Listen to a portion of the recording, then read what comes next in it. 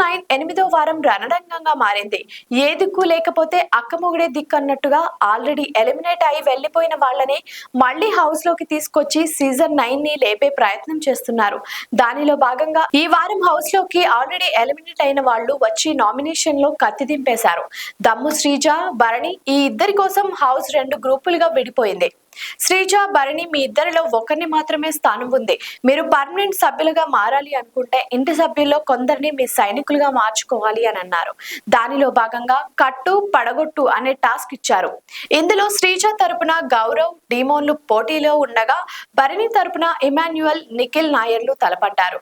అయితే సుమన్ తీసుకున్న నిర్ణయం శ్రీజ, కళ్యాణ్లు విభేదించడంతో రచ్చరేగింది. టవర్స్ ఎక్కువ ఉన్నాయి కాబట్టి శ్రీజ టీం విన్నర్ అని, కళ్యాణ్ అంటే సర్కిల్లో లేవు అంటూ అరుస్తూ భరణి టీం విన్నర్ అని ప్రకటించారు సుమన్. 2 గ్రూపుల మధ్య కోట్లాట, శ్రీజపై భరణి టీం గెలుపు సాధించారు.